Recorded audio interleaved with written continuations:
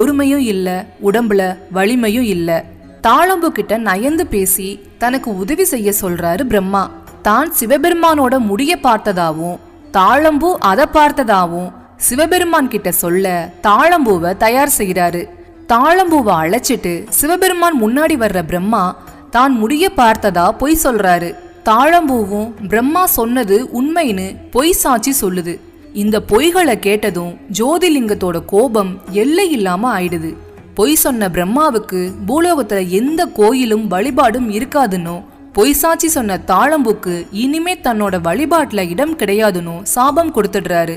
இந்த இடத்துல நாம கவனிக்க வேண்டிய விஷயம் என்னன்னா, பிரம்மாவோட மனைவி சரஸ்வதி கல்விக்கு அதிபதி, விஷ்ணு பகவானோட மனைவி மகாலட்சுமி செல்வத்துக்கு அதிபதி. கல்வி மூலம் கிடைக்கிற ஞானம் மூலமாவும் சரி, செல்வம் மூலமாவும் சரி, இறைவனை அடைய முடியாது.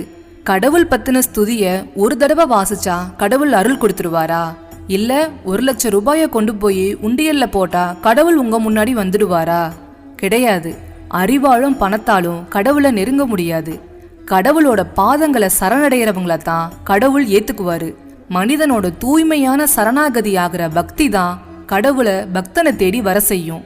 இப்போ பிரம்மா தன்னோட தவற உணர்ந்து சிவபெருமான் கிட்ட மன்னிப்பு கேக்குறாரு. பிரம்மதேவனோட மன்னிப்பு சிவபெருமான அமைதியடைய செய்யுது. பொய் சாட்சி சொன்ன தாழிய நொந்தபடி அங்க இருந்து கிளம்பிடுது.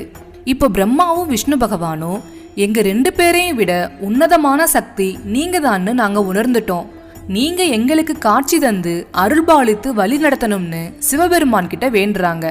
அப்பதான் அதுவரைக்கும் லிங்க வடிவமா இருந்த சிவபெருமான் கோடி சூரிய பிரகாசத்தோட அவங்களுக்கு காட்சி தராரு. அவரோட பிரகாசமான அந்த தோற்றம் அவங்களோட கண்களை கூச வைக்குது. சிவபெருமான் என்னோட வலதுபுறத்துல இருந்து பிரம்மாவையும் இடதுபுறத்துல இருந்து திருமாலையும் உருவாக்கியவன் நானே.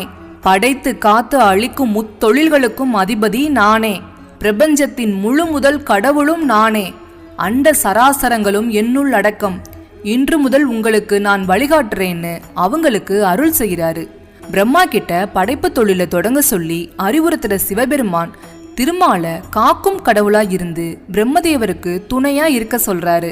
பிரபஞ்ச மந்திரத்தை தங்களுக்கு உபதேசிக்குமாறு திருமால் சிவபெருமான் கிட்ட வேண்டுகோள் வைக்க அவரும் உபதேசிக்கிறாரு. சிவபெருமான் முன்னிலையிலேயே பிரம்மாவுக்கு தான் கத்துக்கிட்ட மந்திரத்தோட மகிமைய திருமால் உபதேசிக்கிறாரு. தான் படைக்க போற உயிர்கள் அறவழியில உன்னதமான வாழ்க்கை வாழ்ந்து முக்தி பெற தேவையான வழிமுறைய உபதேசிக்க சொல்லி பிரம்மா சிவபெருமான் கிட்ட வேண்டுறாரு. நல்ல வழிமுறைகளை கடைபிடிச்சு சகல ஜீவராசிகள் கிட்டையும் அன்பை விதைத்து